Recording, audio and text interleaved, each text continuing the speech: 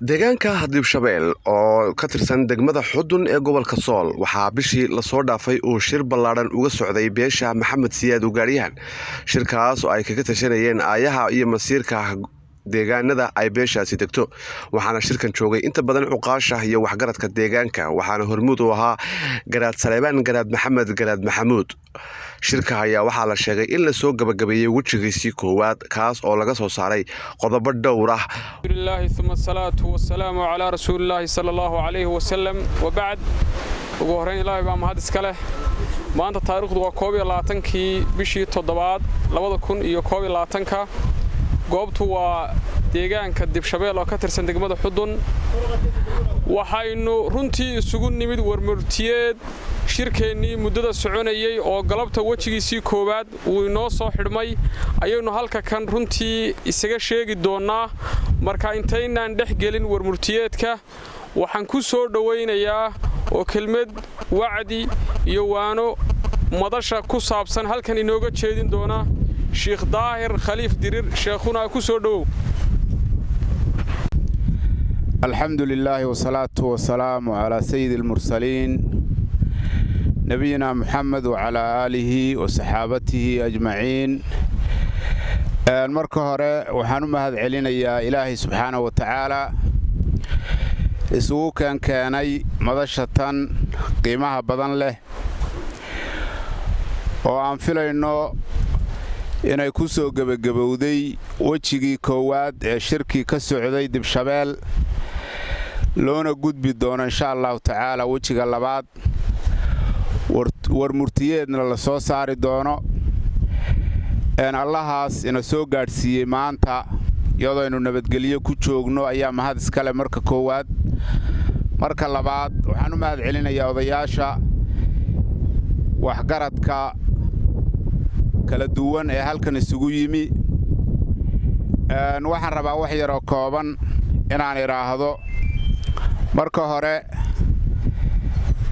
Ilaahay subhanahu wa ta'ala cabsidiisa ayaan isu dardaarmaynaa Allah subhanahu wa ta'ala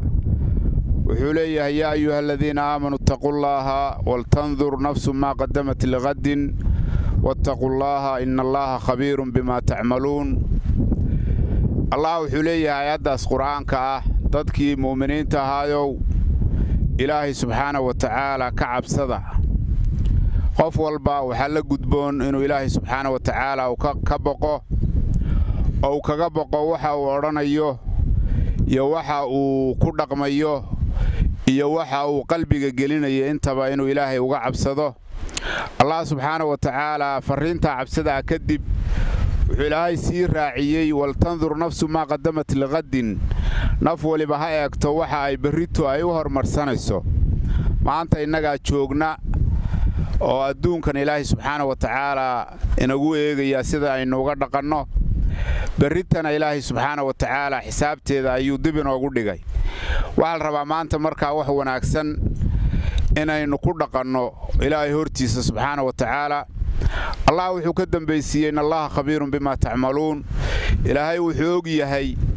oo si xeel dheer u og yahay waxa aad ku amal falaysaan iyo waxaad sameeynaysan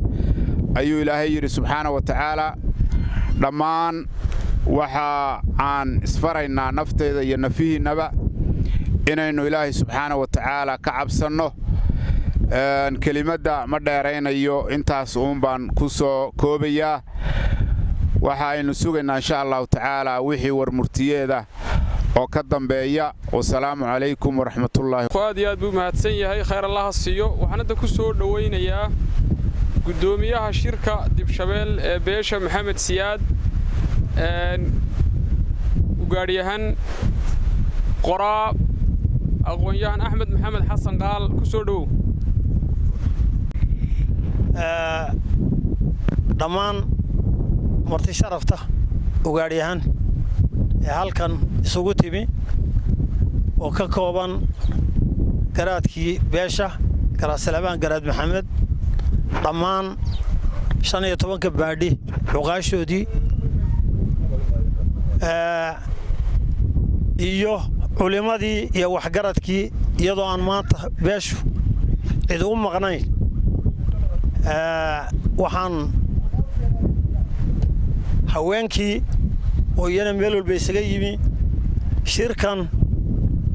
oo soconayay muddo hadda bil ah dadkuna uu ka kala yimi dhammaan inta ugaadhiyaanku dego ayaynu maanta wejigiisii koowaad gabagabeynaynaa waxaana ka soo baxay warmurtiyeed laynoo sheegi doona haddii alla yidhi shirkina ma xidhmin wuu sii socon doonaa waxaan u mahad celinayaa dhammaan intii martigelisay ee hantida u hurtay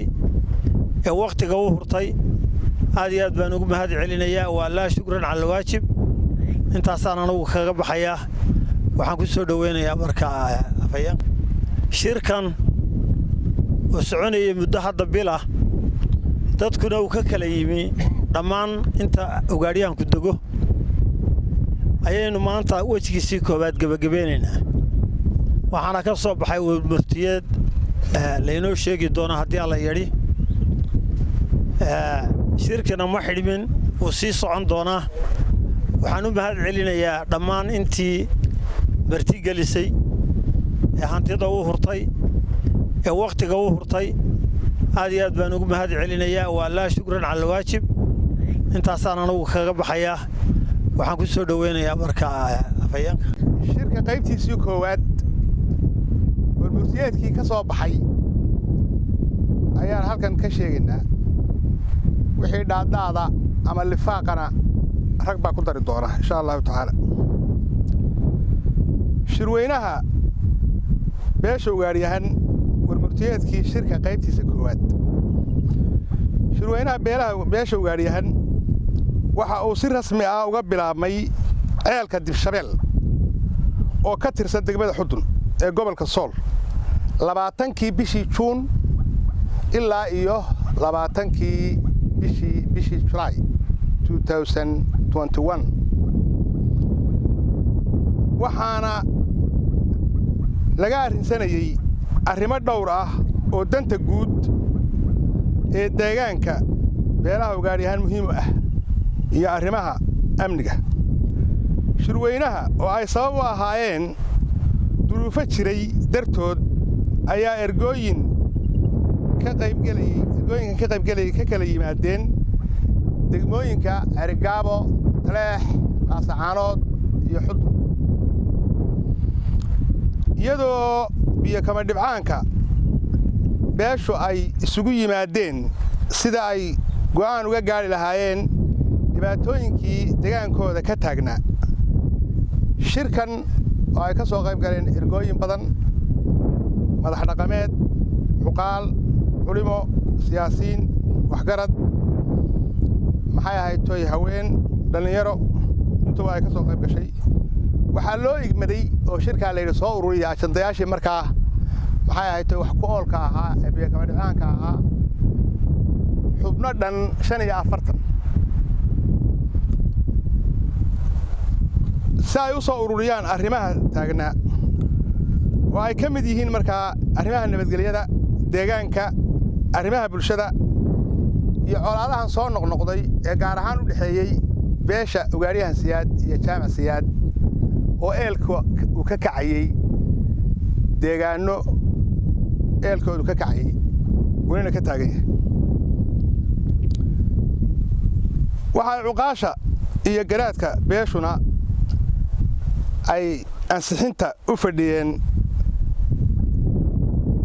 go'aamada ka soo baxa 45 qodobada hoos ku qoran baa ka soo baxay qodobadan soo socda xagga amniga beeshu iyadoo ka duulaysa duruufo baahsan ee wakhtigan jira waxay isla qaateen inay beelaha dariska ah nabad ku wada noolaadaan wixii tabasho ah ee jirana wada hadal lagu xallilo xagga deegaanka beeshu waxay isla qaadatay in la joojiyo dhammaan wixii deegaanka wax u dhimaya sida dhuxalaysiga iyo dhirgubidda ugaarsiga duurjoogta iyo wixii la mid ah qodobkaas buu ahaa isla qodobka labaad oo deegaanka biidiisa inaan la samayn karin deegaameen cusub siiba dhulka daaqsinka ku habboon ee xoolaha iyo reer guuraaga C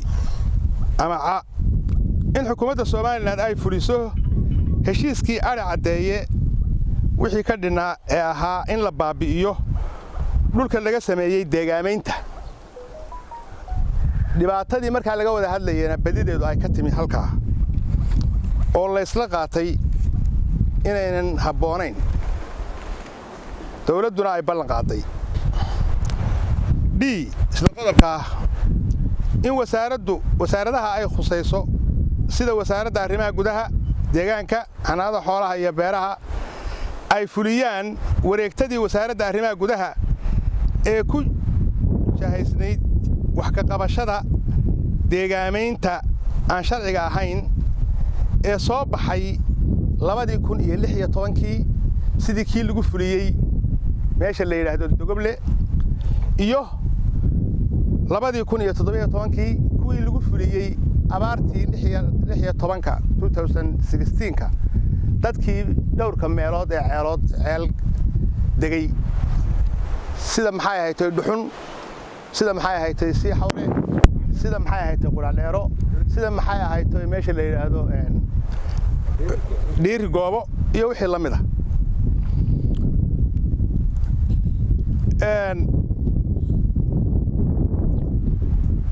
lambarka saddexaad waxa weeyaan Somaliland beeshu waxay cabasho ka soo jeedisay saami qaybsiga Somaliland iyagoo xusay ciidamada kala duwan shaqaalaha horumarinta arrimaha bulshada iyo wixii la mid ah waxa kale oo ay tabasho ka muujiyeen in deegaanka ballaaran ee beeshu degto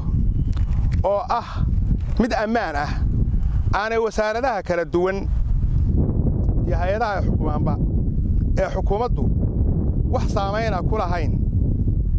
ayna daayaceen waajibaadkii deegaanada ka saara iyadoo dadku xilkoodii uu ka gutay wixii kaga beegna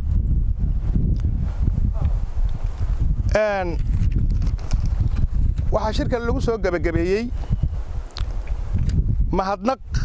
loo mahadnaqayo dadkii xabad joojinta iyo maxay ahayd arrimaha nabadgelyada isku hawlayay hadday gudi ahaayeen hadday beel ahaayeen hadday isma ahaayeen hadday culimo ahaayeen hadday maamul ahaayeen hadday ciidan ahaayeen hadday beelihii meelaha fog ka yimi ahaayeen inta isku shaqeynayay hawshaas intii itaalkooda aan waxba la harin ilaah baa mahad waa loo mahadnaqayaa isla markaana waa soo dhaweynana shirku waxa uu dawladda Soomaaliland si gaar ah uga codsanaya hadda fadhigan hadda shirka ee dhamaanaya ninka xiran ee la yiraahdo Cabdikariin Cali Nuur waxa lagu xiray waa hadal dadkuna inta waa hadlaya inta ka badan oo ciqaab ahna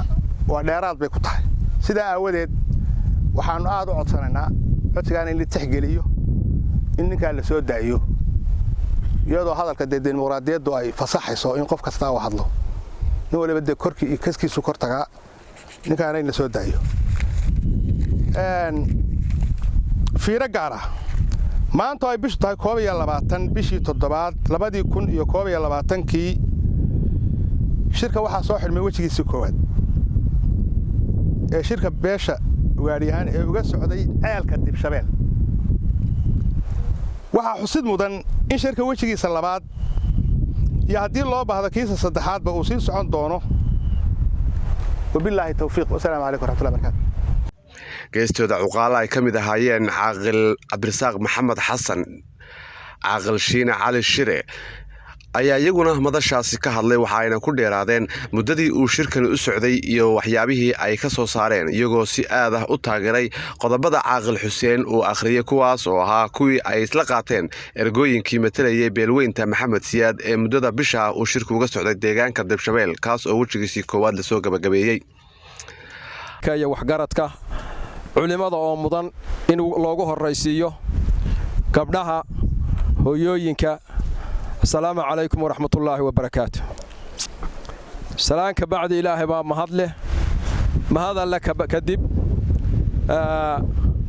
وحان مركوه الرئيس عادي يا دقوم هضنقيا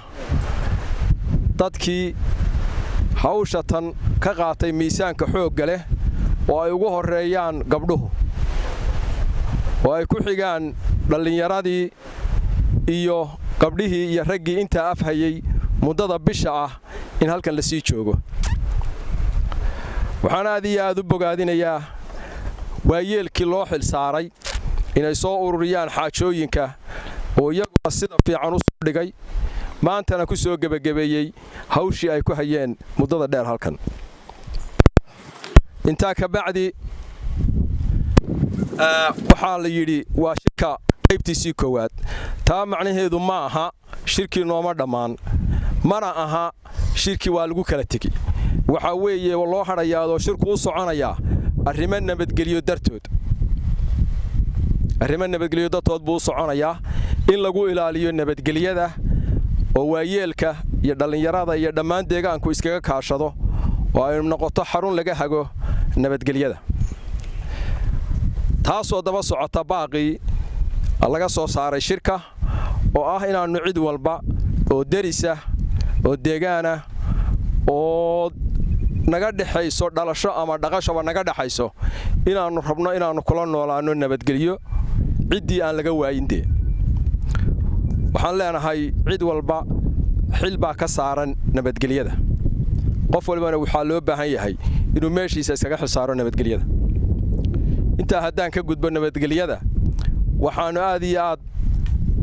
aannu in badan halkan uga fakaraynay oo laysku weydiinayey ergooyinkii meelaha kala duwan ka yimi ee hawsha tan sidii la sheegayba u soo wakhtiga badan ku bixiyey iyo juhdiga dheeraadka ah. dhammaan waa uga mahad celinaynaa. waxaannu leenahay hawshii aad ku jirteen sidii aad ugu jirteen baannu horena raalli uga ahayn, haddana raalli uga nahay. waxaannu intaa ku darayaa gogoshii ay walaalaha iyagii dhibaataduna kala gaadhay dhigeen annagoo u fadhina oo diyaarinayna jawaabteedii iyo sidii loo qaabayn lahaa nabadgelyadana loo xasilin lahaa. wixii ay ka dambaysiiyeen oo ay ka mid ahayd nabaddii la dhoobdhoobayey dabageliskaa loo bixiyey, taasoo aanna filayn ama aan meesha ku jirin ama kelmad meesha ku jirta aanay ahayn oo dadkan aanay u dhaxayn nabadgelyo la hayo in ama dhoobdhoob lagu sheego ama la yidhaahdo haddayba nabadgelya jirto filginkaa loo bixiyey hoggaankaa loo furay aanay marnaba jid ahayn kelmaddaasi. waxaannu leenahay walaalayaal, bal hadday soo saxa bahasha oo dee marka aad soo saxdaan baannu ama gogoshii qaadanaynaa ama annagoo boqolkiiba boqol ku rajo weyn mar haddaannu nabad qaadannay inaanan gogolla la diidi karin oo sidii ku caddayd warbixintaba ku caddayd lagu caddeeyey in xaajo kastaa furan tahay oo nabad loogu fadhiyo. bal idinku isa soo saxa oo bahasha dee meesha ay tahay dhiga oo arrintii aad ka dambaysiiseen oo aad u bixiseen fikirka u bixiseen. waxaannu idin leenahay soo saxa bahasha dee markaad soo saxdaan nahay inoo ahaato. inta ka horraysa cid walba waxaa xil ka saaran yahay nabadgelyada inay ilaaliso oo aan wixii hore wax lagu darin. aad iyo aad baad u mahadsantihiin. wabilaahi tawfiiq. dhammaan garaadka cuqaasha waxgaradka iyo waayeelka kale, culummada, haweenka, bahda saxaafadda, dhammaantiin waxaan isku salaamayaa salaanta islaamka. assalaamu calaykum waraxmatullahi wabarakaatu. bacda salaan, hadalkayaga nuxurkiisu ururintiisu waa warmurtiyeedkii. arrimaha kale waa taataabasho. ergadii dhulbahante oo u mahadnaqannaa hawshii ay ku jireen muddada ay wadeen waa uga mahadnaqannaa. haddana siday ugu jireen baan u soo dhowaynaynaa. waxaa tilmaantaa hadalkaa igu wacan inaan haddii murtiyeedku uu duudumaya la fahmi waado inaan yar tilmaamaha ku dhex jira. taasu waa tii dhulbahante. walaalaha iyagii sidii cabdirasaaq caaqilkii iga horreeyey uu sheegay gogashii hore ay ku dhawaaqeen iyoba tii labaad ay ku dhawaaqeen. tii hore nusqaantooda way ogaayeen. tii labaad ay ku dhawaaqeenna dhibco badan oo hadday ciidan tahay oo hadday tahay saxaafad oo hadday tahay taataabasho oo hadday tahay dhaawacyo oo hadday tahay iskuday badan intaasaa ka dambeeyey annagoo nabaddu ay ku salaysan tahay warmartiyeedkeeda waxaannu jecel lahay walaalahyo inay iswaafajiyaan saxartirka gogasha wixii saxaroo dul yaalla inay tilmaanteeda ay u bixiyaan markay ka beddelaan wejigeeda u bixitana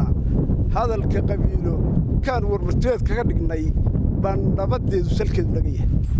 taasuna taa weeyaan arrinta dambe oo codsigoo lifaaqa ku xidhan ninka xidhan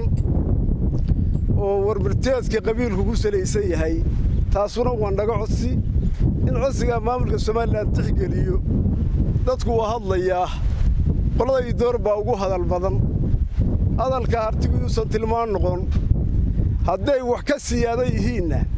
waxay la tahay codsiga waa yeelkaannu halkan maanta shirkayga kaga hadlanno oo golo garaad ah ayaa xundhur u ah taasna inaad tixgelisaan aad iyo aad baan ugu mahadnaqannaa shirkan waa saasuu nuxurkiisu yahay assalaamu calaykum waraxmatullaahi wabarakaatu fiican oo beesha ugaadhyahan shirkeedii muddada dheer socday ay qaybtiisii hore ku soo xidhayso macnaheedu ma aha in shirkii xidhmayo laakiin shirku waa shir dheer beeshuna waa beel weyn howlo waaweynina waa u yaalliin howlo aad u waaweyn baa yaalla oo la lafagurayo oo aan intii hadda loo fadhiyey bisha ahayd aanay ku filnayn laakiin muddaa la aamusnaayoo la soo eegayey shirkane bal hadda xoogaa innala ka maqlo waxaannu ku fadhinay ayaannu ugu talagalnay maanta intaas waxayna ku dhammayd baa intaa warmurtiyeedka ah iyo cuqaasho ay sheegeen bay ku dhammayd run ahaantii haddiise ay sidaa lagu dayn waayey anugu mid qudhaan odhanaya middaan qudhaan odhanaya waxa weeye dhibaatadii ka dhacday deegaankan dhibaato la arkayey markay soo socotay bay ahayd waa la arkayey way muuqatay waa laga wada hadlay sahan baa loo yimid waa la eegay haddana lagama hortegina waa laysu daayey waxay keentay taasi in lagu dagaalamo rag badan ku dhinto mas-uuliyaddeeda haddaba ma shacabkan baa leh deegaankan mase dawladda dalkan haysataa leh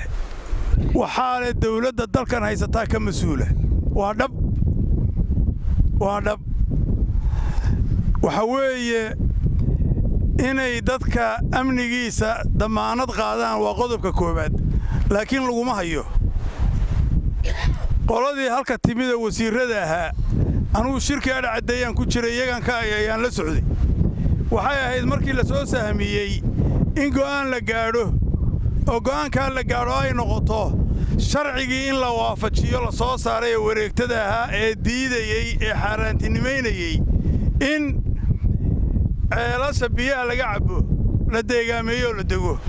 ceelasha lama kala lahaa xaashaa kaliillah beeshani sheegan mayso lama kala laha soomaali maxamed baa ka wada cabbi jirtay weligeedba xooluhuna waa daaqi jireen waana ka darman jireen laakiin deegaan waxaa loo yimid iyagoo qafilan oo unin qafishay yaa loo yimid oo dawladdii u timid oo isdul taagtay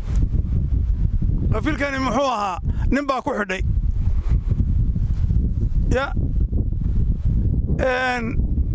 waxay ahayd markaa qafilkaa la arkay in la jebiyo oo la dumiyo wasiirkii beeruhu waa marayey kii xanaanada xooluhu waa marayey 4 wasaaradood bay khusaysaa deegaankii iyo arrimihii gudaha ka maqnaa arrimihii guduhu maalintii dambe meesha la xidhayay shirkuu yimid wuxuu yidhi waa baabi'inoo waa la fulinayaa lama fulin eeddaa iyo dadkaa meeshaa ku dhintay waxaa iskale oo dusha uga tuuraynaa dawladda dalkan haysata waa dhab waa qodobka labaad aan ku darayaa waxaa weeye haddiiba maanta ilaahay isu keenkeennay oo aynu beeshan nahay qodobadii meeshan ka soo baxay ee halka laga akhriyey cuqaashuna ay taageereen waxaa ugu muhiimsanaa ka nabadgelyada beeshani nabadgelyay la fadhidaa ilaa maalintii ay wax dhaceen nabadgelyay la fadhiday oo hor fadhiday oo ilaalinaysi waxaa loo baahan yahay hadalkan la hayo iyo gogosha iyo waxaan la sheegayo ciddii lala hadli lahaa ama gogol loogu tegi lahaa lama hayo ma muuqdo qofku waxbuu qoomameeyaa waa ka xumahay buu yidhahdaa waxaan sameeyey ilaa iyo hadda qof ka hadlay oo wax macnale ku hadlay oo kelmad la garanaya ku hadlay ma jiro laakiin beeshani waxay u fadhidaa nabad bay doonaysaa ha laga raadiyo dhinaca xumaantu ay jirto odayaashii dhexdhexaadka ah ee dhulbaantana waa u mahad celinaynaa waxaannuse leenahay war nabadda xaggaa ka raadiya halkan nabad baa lagu fadhiyaa waxaana ilaawey afhayeenkii la xidhay qof aan hadlin oo aan dawladda uu joogo aan wax ka sheegin ma jiro weliba sidii la sheegay qolyahan isaaq baa ugu hadal badan dimuqraadiyadda la sheegayo waxaa ka mida oo ugu horreeya in qofku codkiisa xor u noqdo oo u hadlo wax kalena ma samaynne wuu hadlay waxbuu arkay wuxuu arkay buu ka hadlay in intaa lagu xidho maaha haddii dimuqraadiyaddan iyo xisbiyadan badan ee inkastoo reer wada leeyahay waxaan la sheegayo yaa haddana in lagu xidho ma ahayn waxaannu codsanaynaa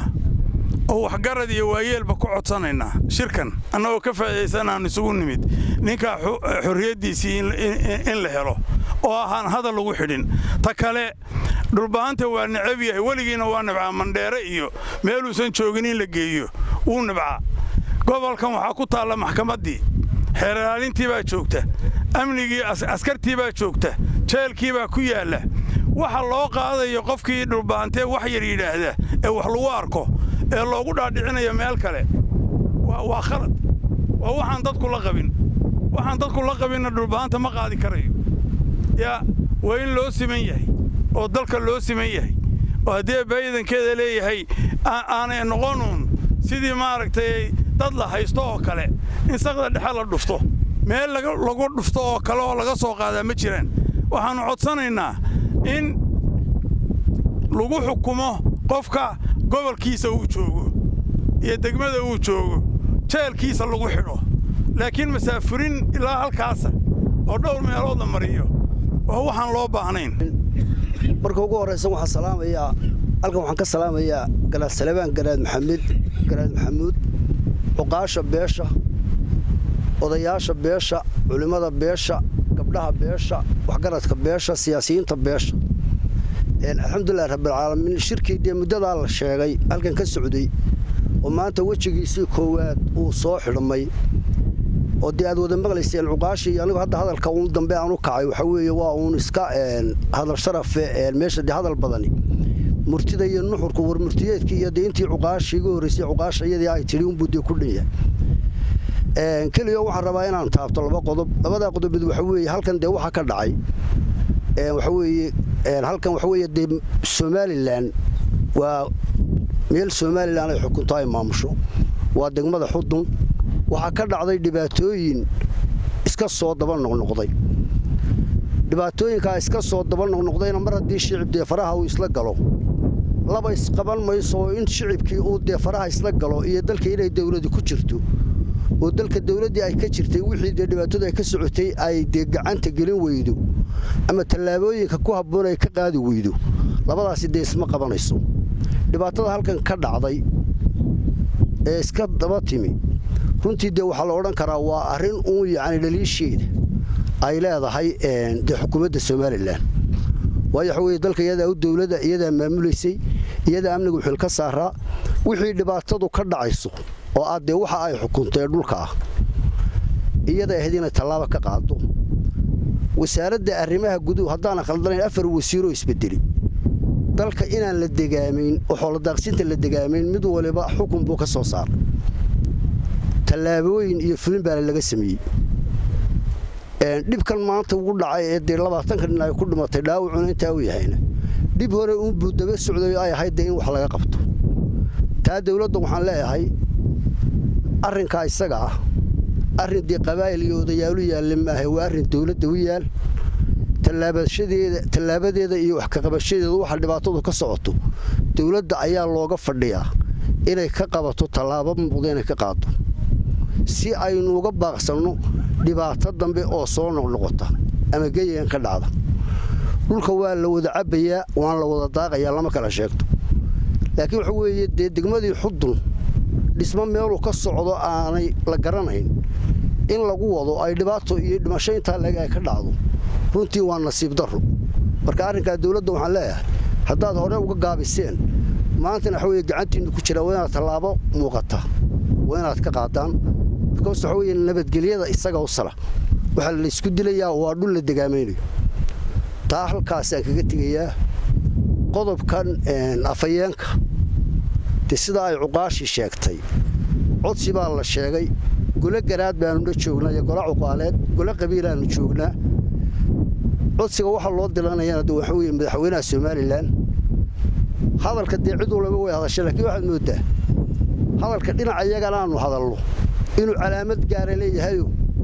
isagu xarigu ku soo degdego laakiin dadka kale hadalkooda iyo sheegashadooda iyo aragtidooda inaanay yani xarigu in gadaal looga dhigo taa markaa waxaan leenahay mar haddii golo garaadaanu joogno cuqaash inay ka hadashay waxaa leetahay madaxweyne kubaddu adigay kuu taalla marka maaseejka iyo kiliibkaasi ku soo gaadho ninkaasaad xorriyaddiisa iyo weliba raaligelintiisa oday dhaqameed la xidhay sidaa isu raacin lahayd والسلام عليكم ورحمة الله وبركاته. بسم الله الرحمن الرحيم دمان عقاشة يا وحجرتك يا سياسيين تم مدرسة كهذا شيء آديات بمهتيهين يجورتي ذا كسوق غيب كشيء ورنتي قلبت هالك كم فردا أو ككوبان رجع الدمر وحنمر كرنتي هالكن أنوجنا مهد علينا إياه دمان عيد كستوك غيب غادتي إنه شركة قروح دبادني نهر قلا أو ما أنت نور ما هذا وجهي سيكوباد أنا هرسيو حبلها قيمها بدن runtii ay ugu horeeyaan hablaha reer Laascaanood hablaha degmada Xudun hablaha magaalada Garowe ee beesha ugaadhiyahan siyaad oo runtii aan oran karo waxay kaga qayb qaateen wax taariikhdu qori doonto waanuna ka filaynay waxaanu leenahay jazaakumullahu khayran jazaad iyo aad mahadsantiin hawladeedin baad qabsateen walina shirka way noo socdaa sidoo kale dhammaan cid kasta oo kaga qayb qaadatay muruq iyo maal iyo maskax iyagana waynu mahad celinaynaa ilaa miisaanka xasanaadka ha ugu daro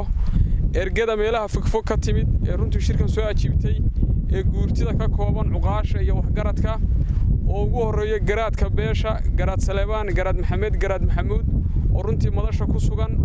shirkan isaga inoo soo xidhi doona inooguna ducayn doona wassalaamu calaykum waraxmatullaahi wabarakaatuh gabagabadii kulankaasi waxaa soo afmeelay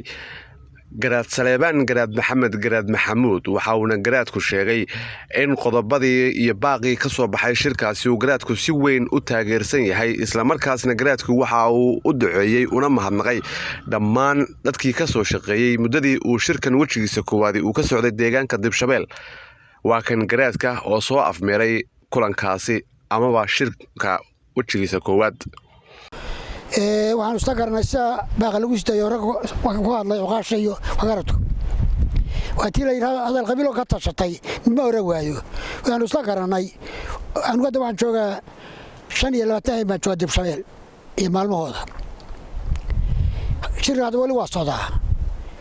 kor dhawaan doono adigu ilaah u caarintay laakiin iska dhawaan doona un bayla tahay allah musta'an damaanta fays kor oo dhamaaday waa gabagabeynay annaga isku qaban oo iskhilaafin oo isdiidanayn oo qaar naga cadhoon oo isa garanay halka marka gudbo hawsha waa noo fiican tahay baaqina waa dhegaysan doontaan annaga waxaan ku darayaa ummadda Soomaaliyeed oo dhan haddaan waayin nabadda kula dhaqmayna nabad baan kula dhaqmayna aniga hooyadeena wuxuu yidhi nin nool baan u taliya kadhintay uma taliyo nin nool baan u taliyaa kadhintay uma taliyo kadhintay idhaaf yaa qurtay haddana hawshii meelwasa bay noo maraysaa meelwasa bay noo joogtaa waa rag ku hadlayna waa ku raacsan waa ka tushanado anigu waa ku raacsanahay aad baan ku raacsanahay mana diidani waa laga akhriyey qodob boolbool kelmad baa lagu akhriyey halkan waxaan u fadhiinay waa inaa isla ogeyni waa in ka mamnuuc wiil qori la carara mid wax dila mid dagaalama mid duda man waa baraka horaan u lafa kuray timaada ku fadhina nabada waa rabaa dadku kale wax ku dhaqmo saafada ku jirta nabad lagu dhaqmo Allah musta'an hada ku soo erkaas yahay aan wajir ku gudoomiyay waan ogolahay ma diidin horaan u lafa gurnado tafaya uga tirnay aad baan u ogolahay waana waxaan diidoon ma laha horaan u dhamaynay hadana waxa weeye rag badan baa dhageysanaya iyo dad badan baa u nahay ilaa wada joogno dad bulshada imaan nahay laga dib shabeel ku soo dib shabeel baan ku suganahay waraga tagi doona la yaan wada ma sheekar qorigii wax xukuma isaga waa la xukuma dadku wuxuu yahay baa xukuma iyo ilaahay ee kale ma xukunto wada ila bil basi joog waa joog ya qoosbanahay hada iraadaan warba waa yeesha meelaas ka leexloxona ambigeeda gaadho waxaasoo hadal taran soo koobo aan ku soo koobaya shirifas korona dhamaaday kadibna waa soconaya kulay muddo saamalaynayo shirbaxadu leeyahay iyo dadka ka dhaxeeyo iyo wareer dhibaatada ka jirta arada iyo nimanka dhumaanta la ballamay halka kuba aanu la ballanay waanu dawaa joogay aanu la ballanay kale ma taliye waxa uu sheegayaa waa ilmaha real ergadiini nabada aad wadeen iyo wanaagid ka muuqanayay waa aqbalay wixii kale oo raaca ambigeeda ha gaadho haluma tunto intaas ku soo koobaya salaamu calaykum warahmatullahi wabarakatuh shar layna kaayo shar layna ka dhamaantii khayr layna siiyo khayr layna ofuro ila idankii ilaa inoo roon rabbi bilaha nagu toosi ilaa wuxuu naga oo waan ka barinay amaan baanu ka barinay nabadi aananu ka barinay rabbi khayr baanu ka barinay dawlad khayr baanu ka barinay wada kala hageeta oo cadaalad wax ku xukunta oo diinta wax ku xukunta waa ilaa ka barinay baanu ka barinay rabbi hada noo hayro noo soo daa rabbi oo ka barinay ilaa wixii ka noo caafi ilaa wixii baxay noo cawil ragaalka naga dhigay rabbi reerooda awil khayr qaba ilaa kaaga barinay ودقدقه anaga aad u haysto anagu ananu hayn anu ka barnay yaa tani Allah geeyo khayr qaba ilaahidankii amni yamaan khayr qaba raasiyo ilaahidankii bel guulada Allah ina yeelo baraka Allah ku dhameeyo Allah ina ku dhameeyo rayad war Allah ina xoojiyo bel Allah ina kaayo oo qalbiga qulta soo jeediyo waa Maxamed Ismaan Cabdi Nuur deegaanka Hadib Shabeel degmada Xudun gobolka Sool.